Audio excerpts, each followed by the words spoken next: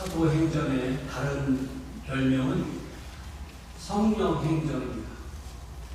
특별히 사도행전 2장부터 예수 제자 공동체가 어떻게 성령을 받아 교회가 되는지 분명하게 기술을 합니다. 120여 명이었죠.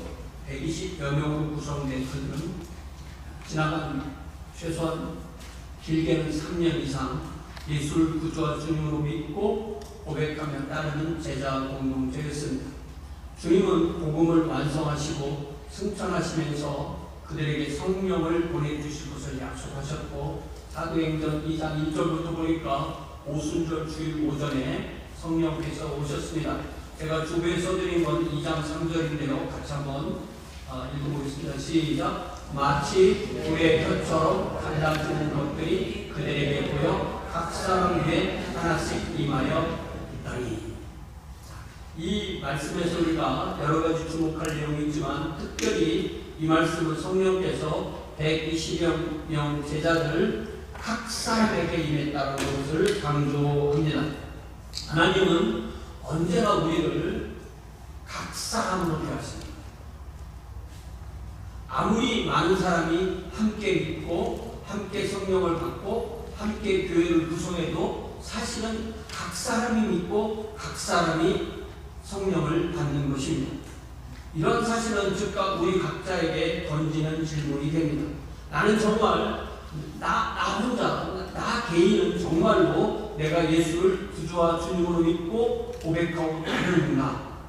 나는 성령을 받았는가?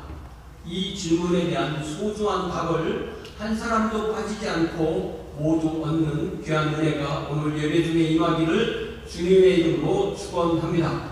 오늘 우리가 나눌 말씀은 사도행전 8장 9절부터 25절까지인데요. 빌립이 먼저 복음을 전한 사마리아에 사도 베드로와 요한이 방문하여 안수함으로 그들이 성령을 받는 놀라운 이야기가 담겨 있습니다. 그 와중에 마술사 시몬이 자신도 사도들이 가진 것과 같은 능력을 얻기 위하여 사도들에게 돈을 드리는 이야기가 포함되어 있습니다. 이 두 이야기가 어떻게 서로 엮이는가를 오늘 본문을 따라가면서 그 이야기를 들으면서 성령께서 우리에게 주시는 말씀을 듣고 깨닫는 저와 여러분 되시기를 바랍니다. 오늘 설교의 제목은 뭐라고요? 마술사 시몬. 마술사를 솔서러라고 하는데, 솔서러. 자기한테 익숙하지 않은 단어이죠. 마술사 시몬이라는 제목으로 하나님 말씀을 함께 나눕니다. 9절에 보니까 그 성에 시몬이라 하는 사람이 전부터 있어 마술을 행하여 라고 되어 있죠. 그 성에 시몬이라는 사람이 전부터 있어 마술을 행하여 사마리아 백성을 놀라게 하며 자칭 큰 자라 하니 라고 되어 있어요. 그래서 먼저 1대지는 13절까지 이 시몬이라는 사람이 마술을 행하고 있었다. 요거에 집중을 하는 것입니다.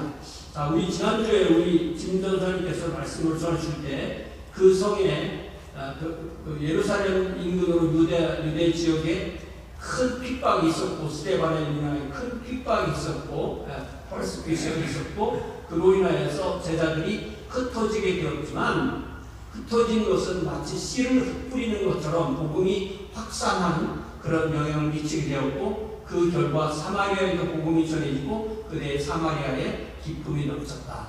여기에 세 가지의 거대한 이야기가 나오죠. 거대한 핍박, 거대한 확산, 거대한 기쁨이, 이 great이라고 영어로 번역된 것이 그리스어로는 다 메가로 그렇게 나와 있습니다.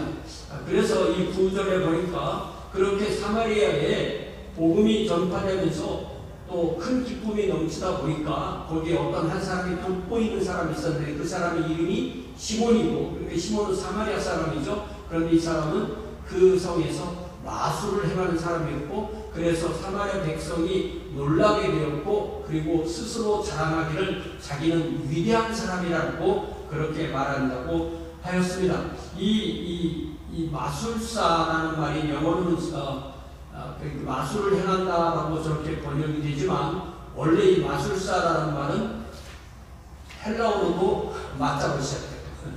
이마와 그마가 같은 말은 아니지만 어쨌든 마고스라고 되어 있고, 여기서 영어 단어 메자이라는 단어가 나옵니다. 자, 이것이 원래는 이 동방, 그러니까 페르시아에서 점성술이나 아니면 어떤 지혜 전통의 한 가지 지혜를 배우고 왕과 백성들에게 상담을 해주고 천문학을 연구하고 하는 그런 어떤 그 지식인 집단 내지는 전문가 집단이라고 그렇게 할 수 있습니다. 특별히 우리가 마태복음 2장에 보면 동방에서 예수 그리스도의 탄생을 별을 보고 찾아온 사람들을 우리가 동방 박사다 이렇게 번역을 하지만 또 마찬가지로 이 마고스 메자이들인 것입니다. 그래서 어떤 경우에는 성경에 이 사람들이 이렇게 좋은 영향으로 나오기도 하지만 오늘 본문에 나오는 이 시몬이라는 사람은 별로 좋지 않은 그런 입장으로 나옵니다. 왜냐하면 시몬은 자신이 배운 그 지식과 훈련을 본인의 이득과 인기에 집중하는 사람이었고 자기 스스로 자랑하기를 자기가 대단한 사람이다, 위대한 사람이라고 생각했기 때문입니다.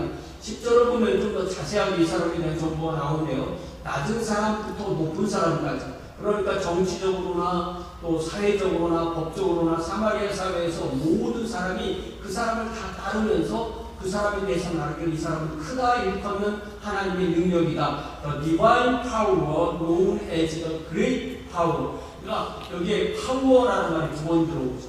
그러니까 어떤 그들이 생각하는 신은 great power인데 great power가 바로 이 시몬이라는 사람 통해서 드러난다, 현현된다 이렇게 생각했다는 것입니다. 그렇기 때문에 이 사람이 어떤 마술을 어떻게 행했는지는 분명하지 않지만 그가 이 사람들을 그동안 사마리아를 오랜 세월 동안 어떤 영적인 능력으로 지배하고 있던 영적 지배자다, 영적 어떤 권위를 가지고 있는 사람이라는 것을 알 수가 있습니다. 그런데 이 사람이 어떤 오늘날 어떤 사람과 비슷한 사람이냐라고 하면은 결국은 어떤 집단의 지도자에게 영향을 끼치고 백성에게 영향을 끼치는 그런 영적인 특별한 그런 이단 지도자나 아니면 어떤 신비 종교 지도자 정도의 그런 입장에 있던 사람이 시몬이었을 것이다 이렇게 생각할 수 있어요. 그래서 11절을 보니까 오랫동안 그 마술에 놀랐고 그들이 따랐다라고 했습니다. 그러니까 이 시몬이 사마리아 성을, 사마리아의 주민들을 지배하는 것이 그냥 어떤 우리가 생각하는 그냥 어떤 정치는 사람 그런 사람이 아니고 실제로 사마리아를 완전히 이렇게 압도할 수 있는 그런 지도력이 있는 사람이라는 것을 알 수가 있습니다. 그런데 놀라운 일은 12절에 보니까 빌립이 하나님의 왕국과 예수 그리스도의 이름에 관하여 전도함을 그들이 믿고 그 결과 남녀가 다 침례를 받았다. 그러니까 지난주일 5절부터 9절까지 나온 내용을 다시 요약하여서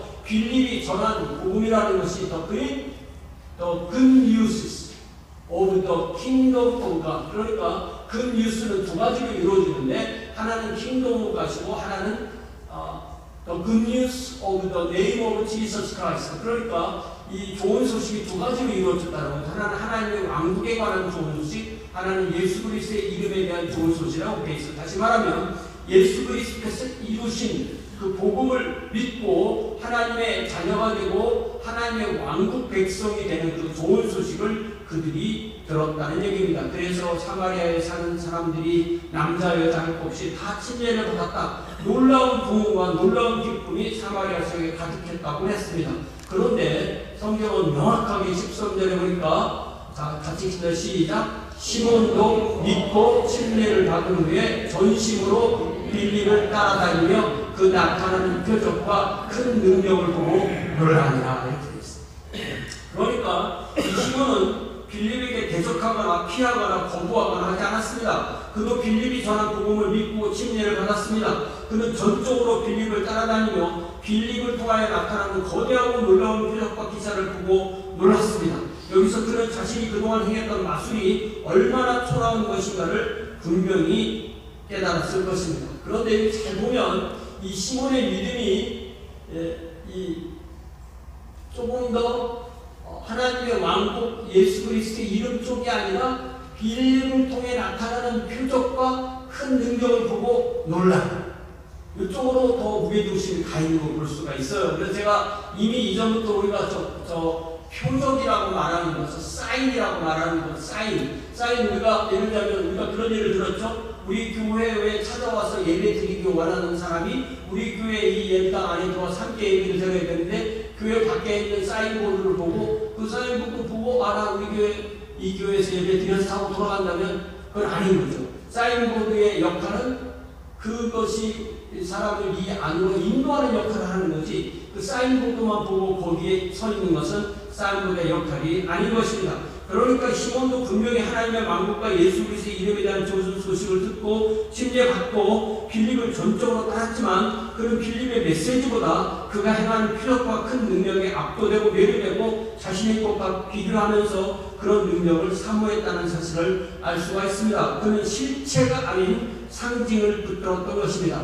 이 이야기가 계속 어떻게 흘러갈까요? 자, 요 얘기 지금 제가 설명한 내용이고요. 자, 이제 14절부터 17절까지는 예루살렘에 있던 두 사도가 와서 그들에게 안수하고 성령을 받는 내용이 나옵니다. 자, 14절 시작. 예루살렘에 있는 사도들이 사마리아로 하나님의 말씀을 받았다함을 듣고 베드로와 요한을 보냈다라고 되어 있어요. 그러니까 빌립이 사마리아에서 복음을 전하고 난 뒤에 놀라운 부흥이 일어나자 예루살렘 교회의 그 사실을 보고하고, 그래서 예루살렘 교회와 사마리아 교회가 서로 어떻게 연결되는지, 어떻게 하나인 보편성을, 어떤 그 유니티와 캐톨리시티를 어떻게 이루는지에 관한 내용이 14절부터 17절까지 나오는 것입니다. 거의 모든 신자가 각 지역으로 흩어져서 복음을 전하고 교회 공동체를 이루었지만 사도들은 12사도 중심으로 예루살렘을 지키고 있었습니다. 그리고 사마리아에서 일어나는 부흥의 소식을 듣고 그때 그들의 반응이 어떻게 되었냐면, 사도들이 사마리아도 하나님의 말씀을 받았다함을 듣고 빌립을 통해서 빌립이 보낸 그 소식을 통해 들은 거죠. 듣고 베드로와 요한을 보냈다. 자, 그러면 저기 잘 보면요, 주어가 누구예요? 사도들이죠. 그리고 목적어가 누구예요? 베드로와 요한이죠. 동사가 뭐예요? 보내다잖아요. 그러니까 그것을 요약하면 여기가 이제 사마리아인데요. 이 선이 두 개가 그어진 부분이 위에 부분이 사마리아고 밑에가 예루살렘입니다. 자, 여기에 사도라는 말이 나오는데, 먼저 사도라는 말과 사도라는 말이 아포스톨로스라는 말인데요. 이 말은 그 동사에서 온 거예요. 아포스텔로라는 동사에서 왔고, 그 동사는 역시 아포 더하기 스텔로 이렇게 해서 나온 단어입니다. 아포스텔로, 아포스톨로스 이렇게 사도가 되는데, 이 말은 보냄을 받다. To send a bird, to send away, to send forth, dispatch 이럴 때 이렇게 번역되는 그런 단어인데요. 이러니까 이게 뭐냐면 그들을 보냈다라고 했잖아요. 그럼 그 보냈다는 말도 역시 아포스텔로의 3인칭 단수 과거예요. 그러니까 뭐냐면 보냄을 받은 사람들의 무리가 일부를 다시 보냈다 이렇게. 그러니까 우리말로는 사도 보냈다 이렇게 되니까 그 단어들이 얼마나 가까운지 감이 안 오는데, 원어로 보면 사도라는 말은 보냄을 받은 사람들, 보냈다는 보내졌다, 아페스테이란, 아포스톨로스 이렇게 둘이 서로 관련되는 단어로 묶여있다는 것을 알 수가 있습니다. 자, 그래서 우리가 이것을 보고 무엇을 생각해야 되느냐면, 여기서 우리가 생각해야 되는 것은 이 보냄을 받은 사도들이 베드로와 요한을 선정해서 따로 보냈다는 의미가 됩니다. 잘 생각하고 무슨 말이냐면, 우리는 쉽게 생각하기를 베드로가 12사도 가운데 대표이기 때문에 빌립으로부터 그런 소식을 들었을 때 요한 사도요, 우리 같이 가서 봅시다, 이렇게 안 했다는 얘기예요. 이게 뭐냐면 우리가 좀 생각해보면 12사도가 그 이야기를 들었을 때 12사도가 함께 모여서 회의를 하고 그 중에 대표를 선정해서 12사도의 이름으로 그 대표를 둘을 따로 보냈다는 거예요. 14절을 통해서 우리는 그 사실을 알 수가 있어요. 특별히 보낼 때 왜 한 사람을 보내지 않고 두 사람을 함께 보냈는가? 우리 주님도 복음서에서 이미 사도들을 보내실 때 둘씩 짝을 지어서 보내셨습니다. 혼자보다 둘이면 훨씬 많은 장점이 있습니다. 오늘처럼 음성이나 영상이나 이런 게 발전하지 않았던 시대에 두 사람이 함께 함으로써 공적 증언의 기능을 수행하게 됩니다. 서로 도움도 되고 서로 견제도 되고 건강한 조직 문화를 이루는 것이 바로 둘씩짝을 짓는 것입니다. 그래서 우리는 늘 각자 믿지만, 우리는 다 각자 하나님 앞에서 1대1로 서야 되지만 혼자 믿는 것이 아닙니다. 우리는 각자 믿지만 혼자 믿는 것이 아닙니다. 이 말이 이해가 되세요? 자, 조현준 목사님은 이해돼? 각자 믿지만 혼자 믿는다. 각자 믿지만 함께 믿는다. 그 함께 가장 기본적인 몇 명이라고요? 2명입니다. 그 2명을 보내게 됩니다. 그러니까 이 교회는 근본 혼자가 아닌 것입니다. 사도행전을 보면서 우리는 앞으로 이 사실을 거듭하여 확인하게 됩니다. 하나님 우리를 각 사람을 보이시지만 홀로 사역하도록 하지 않으십니다. 혼자 있는 것은 사역이 아닌 거예요. 교회가 아닌 거예요. 그래서 15절에 보니까 베드로 요한이 내려가서 사마리아로 내려가서 사마리아에 가서 사마리아 성도들을 위하여서 성령 받기를 위하여 기도했다는 것이에요. 그들이 회개하고 그들의 믿음이 올바른 것인지 낱낱이 불러서 간증을 들어보고 심사하지 않았습니다. 그들은 빌립의 사역과 그 보고를 전적으로 신뢰하였습니다. 그러면서 그들에게 안수하여 기도하면서 성령을 받도록 기도했습니다. 그러면서 16절 같이 읽어요. 시작.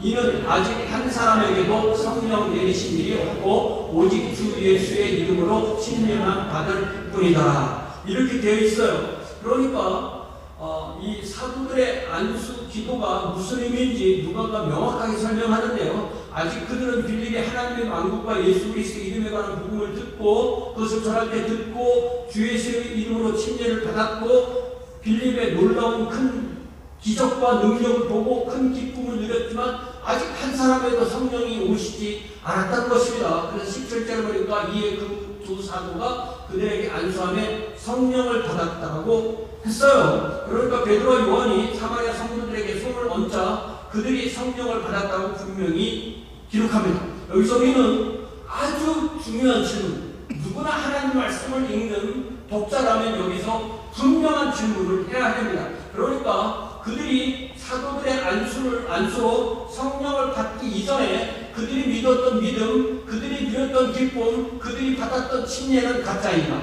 아니면 그것은 어떤 그 예비 단계인가? 그것으로는 구원을 못 받는 그런 믿음이었는가? 그래서 그들은 아직 온전한 신자가 아니었고 아직 구원에 참여하지 않았고 아직 하나님의 백성, 하나님의 왕국 백성이 아니었다고 해석해야 할 건가? 이게 아주 중요한 심각한 문제가 되는 것입니다. 저는 그렇게 믿지 않습니다. 예수 그리스도의 제자들이 사도행전 2장에 나오는 그 제자들이 성령을 받기 이전에는 주님을 안 따르는 사람들인데 그렇지 않죠.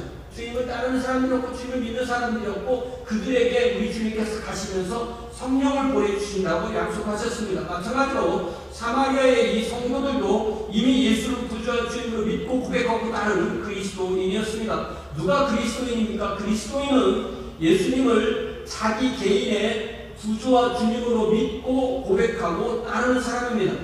자, 그렇다면 그들이 예수님을 어떤 한 사람이 예수님을 구주와 주님으로 믿고 고백하고 따르면 이미 그 사람 안에 성령이 와 계신 것입니다. 다시 말하면 이 성령이 한 사람도 성령을 받지 않았다는 이야기는 한 사람도 성령의 능력을 입지 않았다는 것입니다. 그 이전에 성령님이 계셨기 때문에 그들이 믿은 것입니다. 그래서 우리는 여기서 몇 가지 성경 말씀을 중요한 말씀을 찾아봐야 되는데요. 제가 지금부터 찾아보는 이 말씀은 다 모든 사람이 내가 예수를 믿었다면 그것은 결과이고 내 안에 먼저 성령께서 오셨다는 것을 명확하게 알려주는 말씀인데 성경 구절 4개를 찾아보겠습니다. 먼저 고린도전서 2장 12절 말씀 같이 읽어봐요. 시작. 우리가 세상의 영을 받지 아니하고 오직 하나님으로부터 온 영을 받았으니 이는 우리로 하여금 하나님께서 우리에게 은혜로 주신 것들을 알게 하려 하십니다. 순서가 있죠.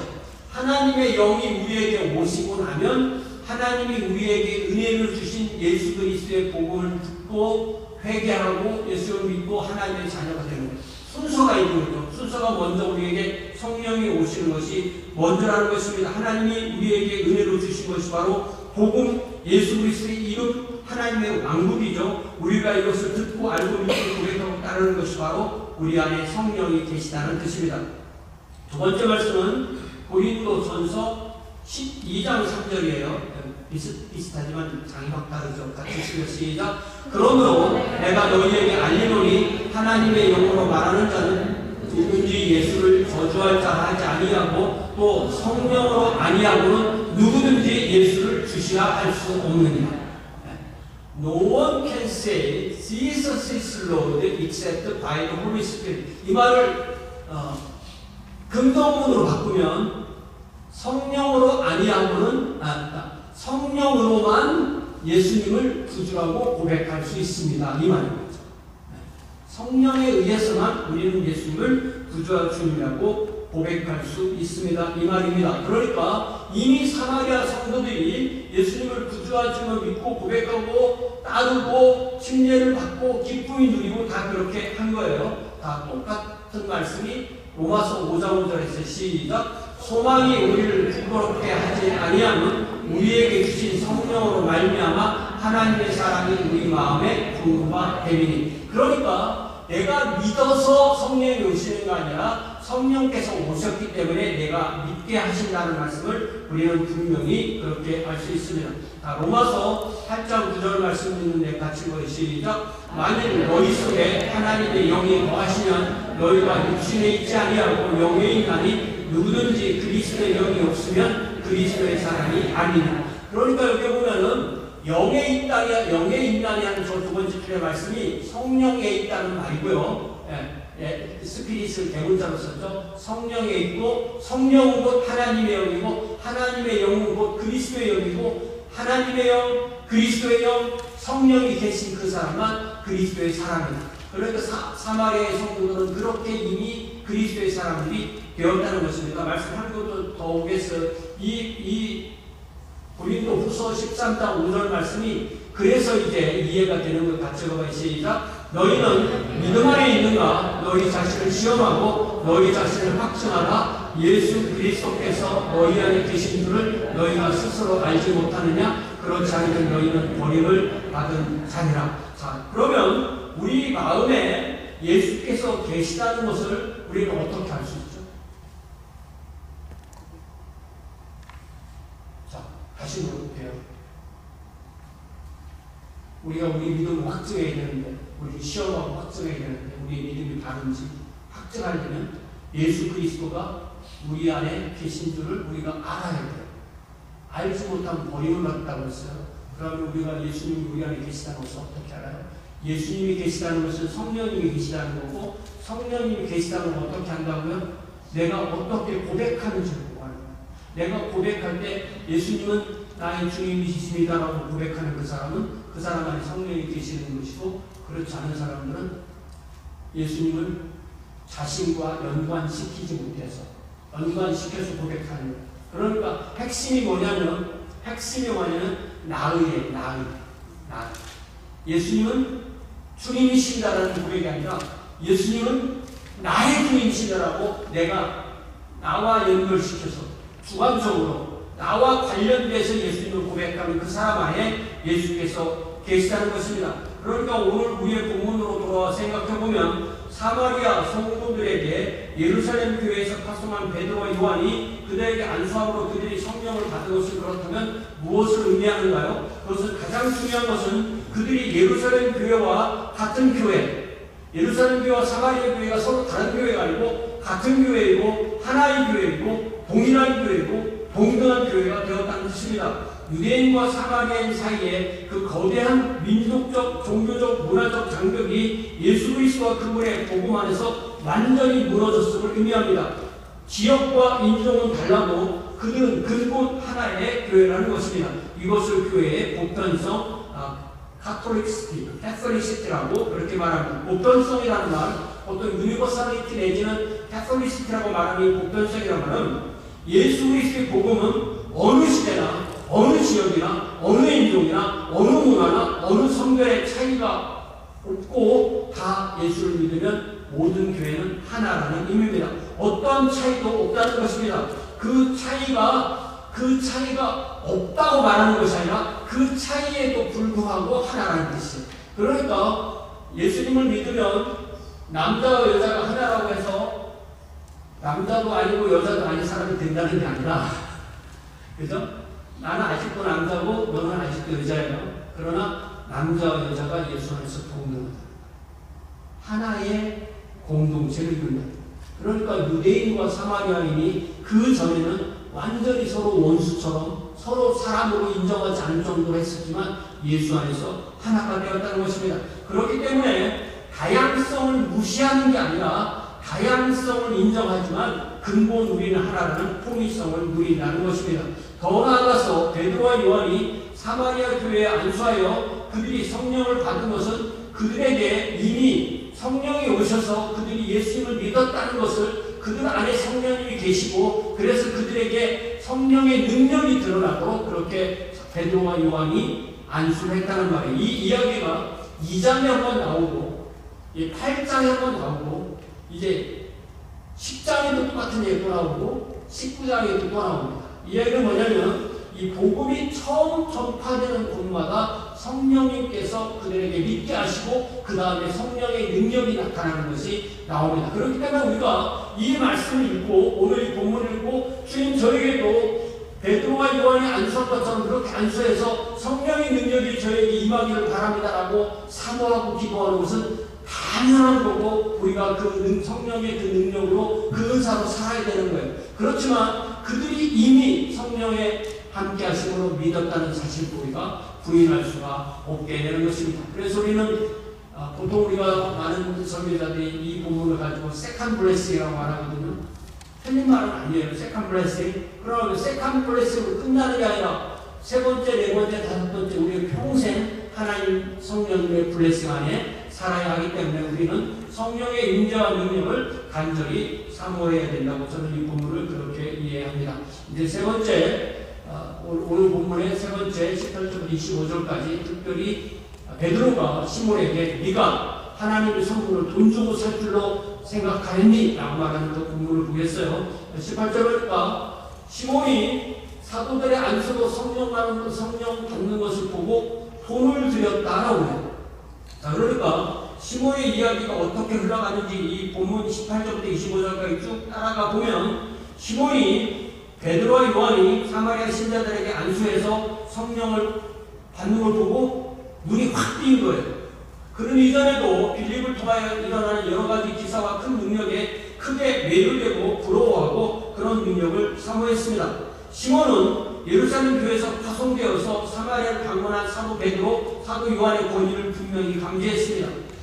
이 예루살렘에서 온 이 두 분은 아마 빌립과는 좀 다른가 보다 라는 것을 분명히 알았다는 거예요. 그런데 시몬이 여기서 커다란 착각을 했는데 첫 번째는 이 빌립과 이 두 사도 사이에 어떤 계급이 있는 것처럼 그렇게 오해한 것입니다. 자, 여러분 분명히 믿으시기 바랍니다. 하나님의 왕국에는 계급이 없습니다. 있습니까? 목사가 계급이에요? 아니에요. 교황이 계급입니까? 아닙니다.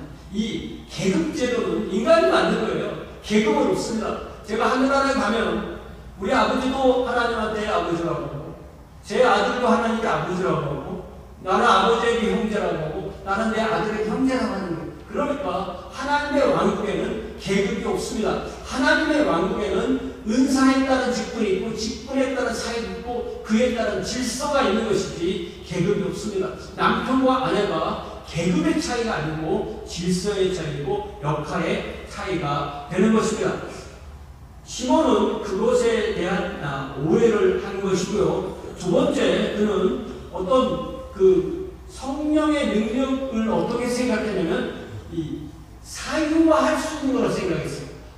베드로와 요한이 그런 능력을 가졌으니까 나도 그런 능력을 가졌으면 좋겠어. 그러니까 나도 나에게 그런 능력이 있으면 좋겠어. 내가 지금까지 마술로 사마리아 성을 이끈 것처럼 내가 이들에게 돈을 주고 이 능력을 내가 가지면 내 목적을 위해서 내가 이 능력을 사용할 수 있겠네. 이것이 얼마나 큰 착각인지 우리가 알 수가 있습니다. 그래서 자기도 베드로와 요한과 같은 그런 사도들에게 우리 주님께 주신 그 능력을 자기가 받기를 사모하게 되는 것입니다. 그래서 우리가 이제 저는 이제 신학교에서 가르치기도 하니까 신학교에서 가르치다 보면 중세 유럽에 딱 AD 11세기, 12세기 보면 성직 매매 이런 말이 나와요. 그러니까 어떤 성직을 받은 사람이 성직을 하나 더 받으려고 윗사람이 돈을 주고 또 다른 주교 자리를 산다든지 아니면 그 더 위에 사람이 어떤 주교 자리를 저한테 판다든지 하는 것을 한국말로는 성직 매매 그렇게 말하는데요. 이게 놀라웠게도 시몬이라는 요 이름에서 Y자만 붙여서 그게 성직 매매라는 말로 이렇게 번역이 돼요.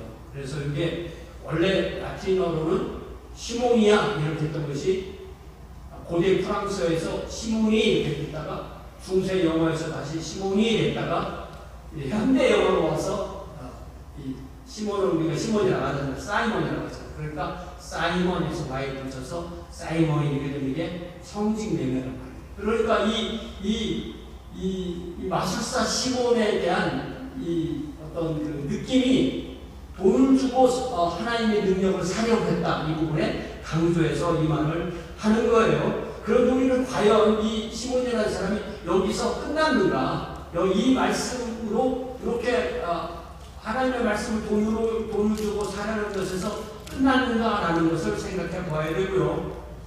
중요한 것은 오늘날에도 하나님의 교회, 크고 작은 교회에서 아직도 성직 매매와 그에 준하는 일들이 공공연하게 일어나고 있다는 사실을 알 수가 있습니다.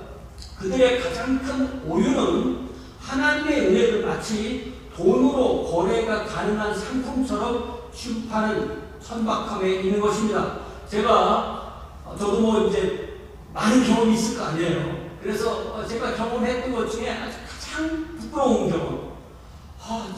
저렇게 안 했으면 좋겠어. 한 그 경험이 놀랍게도 하나님 말씀 로마서 11장 35절을 가지고 한 거예요. 자, 여러분 같이 읽어봅시다. 시작. 누가 주께 먼저 드려서 갚으심을 받겠느냐. 저 말이 무슨 뜻이에요? 누가 한번 해석 드려보세요. 주께 드리면 갚아주신다는 얘기예요? 아니 그 반대로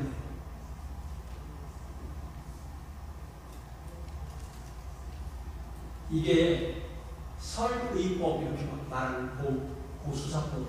이거는 전혀 어떤 누구도 주님께 먼저 드렸다고 해서 갚음을 받을 수 없다는 뜻이에요. 그런 문장이에요.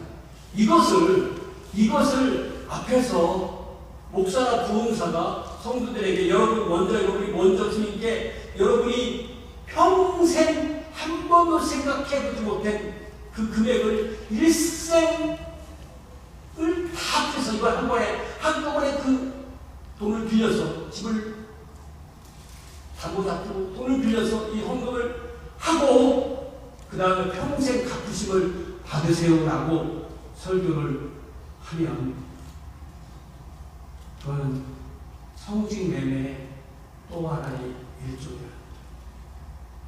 하나님은 그렇게 할 수 없다는 것입니다. 그렇게 설교를 하는 사람이 그렇게 성도들의 헌금을 그렇게 갈취하는 사람이 이 말씀의 의미를 몰라서 이 말씀을 저 서리법의 그 문법을 몰라서 그렇게 했다면 저 사람이 좀 무지하니까 저렇게 하는 거지 라고 생각할 수도 있지만 알고도 그 말씀을 그렇게 성도들에게 썼다면 그건 사악한 거죠. 우리는 하나님의 은혜를 돈 주고 살 수가 없습니다. 그렇게 하는 행동은 하나님의 이름을 팔아서 자신의 배를 채우는 현대판 시몬 마구스 행태이며 그야말로 하나님을 모독하는 장사치에 지나지 않는 것입니다. 자, 그래서 시몬은 명확하게 자기의 원하는 걸 말하는데 나에게 내가 돈을 줄 테니까 그 권능을 내가 받아서 누구든지 내가 안수하는 사람은 성령을 받게 해주세요라고 대담하고 용감하고 무지하게 돈의 거래로 그것을 이루려고 했던 것입니다. 그래서 여기서 나온 유명한 말이 뭐예요? 무지하면 용감하다. 이런 말이 나온 거예요. 자, 그랬을 때 이제 20절부터 23절까지 베드로의 수상 같은 그 반응이 나오는데요. 20절부터 보면 그런데 놀라운 것이 여기서 누구를 생각했냐면 아나니아와 삽비라 5장이에요. 아나니아와 삽비라는 자기 집을 팔고 와서 예를 들면 20만 불 돈을 받았을 때 10만 불은 집에 두고 10만 불을 갖다가 바치고 이게 가냐 갑니다 하고 죽었어요. 그죠? 부인도 똑같이 죽었어요. 자, 그러면 시몬 마구스도 이 말을 하니까 네가 하나님의 선물을 돈 주고 살 줄로 생각했으니 내 은과 내가 함께 망할 줄 알고 시몬 마구스가 그 자리에서 딱 죽었느냐? 그렇지 않다는 거예요. 왜 아나니아 삽비라는 죽었는데 시몬 마구스는 죽지 않았는가? 그건 우리가 좀 머릿속에 염두에 두고 있으면 좋겠습니다. 그래서 뭐라고 말하냐면 시몬 당신은 하나님의 선물을 돈 주고 살 줄 생각하셨어요? 그렇다면 당신의 그 돈과 당신이 함께 망할 것입니다 라고 베드로가 엄하게 말한 거예요. 하나님 앞에서 너는 네 마음이 다르지 못한데 그렇기 때문에 이 하나님의 말씀은 이 도에는 이 로고스에는 당신은 어떤 관계도 없고 분기될 것도 거기에 참여한 것 아니고 거기다 받을 것도 없습니다라고 명확하게 이야기합니다. 그러니까 하나님 앞에서 당신의 마음이 다르지 못합니다라는 말씀의 의미는 분명합니다. 이 시몬이 베드로와 요한에게 돈을 주어서 성령의 선물을 얻으려 했지만 시몬이 상대하는 이는 베드로나 요한 같은 사람이 아니라 하나님이심을 분명히 했습니다. 아나니아가 성령 하나님을 숨긴 것도 마찬가지예요. 그렇기 때문에 우리는 이 어떤 상황에서 예를 들면 우리가 때로는 좀 다르지 못할 때가 있죠. 때로는 다를 때가 있죠. 때로는 좀 영적으로 강할 때도 있고 때로는 영적으로 약할 때도 있지만 중요한 것은 우리 금요일에 우리 진도사님 설교하신 것처럼 우리는 언제고 어디서고 하나님 앞에 있다는 걸 기억해요. 여기 보면 하나님 앞에서라는 말이 나옵니다. 그러니까 지금 시몬은 베드로와 요한을 상대하고 그 주변에 다른 사람들이나 빌립도 있을 수도 있지만 베드로와 요한은 시몬을 하나님 앞에 딱 세우는 거예요. 당신은 우리만 보았지 우리 뒤에 있는 하나님을 못 보았습니다. 당신은 하나님 앞에서 마음이 다르지 못합니다. 이렇게 하나님 앞에서라는 말을 분명히 강조해요. 그런데 여러분 사도행전에서 이 하나님 앞에서라는 말이 여기서 처음 나오는 게 아니에요. 우리가 기억하면 하나님 앞에서라는 말씀이 이 베드로와 요한이 사내들인 앞에 잡혀가서 이제 식물을 받고 그들 베드로와 요한한테 잠깐 자리를 비켜달라고 하고 우리는 더 이상 이 사람들을 위협해서 예수에 대해서 전하지 못하게 하자고 하면서 그들을 불러서 도저히 예수의 이름으로 말하지도 말고 가르치지도 말라고 했을 때 베드로와 요한이 대답한 때를 보아 시작. 베드로와 요한이 대답하여 이르되 하나님 앞에서 너희의 말을 듣는 것이 하나님의 말씀을 듣는 것보다 옳은가 판단하라. 이건데요. 제가 똑같이 하나님 앞에서란 말이 나왔으니까 이게 무슨 말인가 하고 좀 더 찾아봤더니 이 4장 19절은 그냥 하나님 앞에서가 아니라 in God's sight, 그러니까 하나님의 눈앞에서 그런 거예요. 그러니까 이 4장 19절에서는 하나님 앞에서라고 한국말로 번역했다면 이 에노피온이라고 할 때 이 N하고 오피온에서 이것이 눈 앞에서, 한자로 얘기하면 목전에서, 시야 앞에서 in God's sight, before the eyes of God, in God's sight, in the sight of God. 이런 말입니다. 하나님이 지금 나를 보고 계셔. 하나님이 지금 너를 보고 계셔. 그런 말인 거고요. 지금 이 8장 21절에 나온 것은 하나님 앞에서 라고 할 때 이거 똑같이 N이 들어가고요. 요 안티라는 말을 통해서 하나님의 얼굴 앞에서, 하나님의 면전에서, 하나님 앞에서, before the face of God, in the presence of God. 하나님이 지금 내 앞에 계셔. 하나님의 얼굴이 내 얼굴을 지금 직면하고 계셔. 이렇게 쓰는 말이 다 우리말로 그냥 하나님 앞에서라고 번역했죠. 명확하게 번역하려면 4장에서는 하나님의 목전에서, 8장에서는 하나님의 면전에서, 그 둘을 합하면 하나님 앞에서 그것을 뭐라고 라틴어로 말한다고요? 그게 코람데오, 하나님 앞에서. 그러니까 코람데오는 4장 15절처럼 하나님의 목전에서, 하나님의 눈앞에서, 하나님의 보시는 앞에서, 하나님 앞에서도 되고, 또한 8장처럼 하나님의 면전에서, 하나님의 얼굴 앞에서, 하나님의 임재 앞에서, 하나님의 앞에서라는 의미로 됩니다. 그러니까 이 코람데오는 우리 눈에 보이지도 않고 우리가 볼 수도 없는 얼굴이지만 그 하나님은 우리가 늘 함께 하시는 임재를 의식한다는 말이 바로 하나님 앞에서라는 의미입니다. 그렇기 때문에 우리의 신앙이라는 것은 결국 하나님의 눈길을 의식하고 하나님의 얼굴을 기억하는 그 코람데오의 신앙이 핵심인 것을 알 수가 있습니다. 그러면서 베드로는 거기에서 그의 사망을 선언하지 않고 22절 시작. 그러므로 너의 이 악함을 회개하고 주께 기도하라. 혹 마음에 품은 것을 사하여 주시라. 기회를 주. 회개를 촉구하는 것입니다. 잘못 모르고 그랬으니까 하나님께서 용서해 주실 수 있다는 것입니다. 그러면 아나니아와 삽비라는 뭐가 다를까? 아나니아와 삽비라는 성숙한 제자였던 것 같아요. 근데 이 시몬은 아직 아무것도 모르는 초신자예요.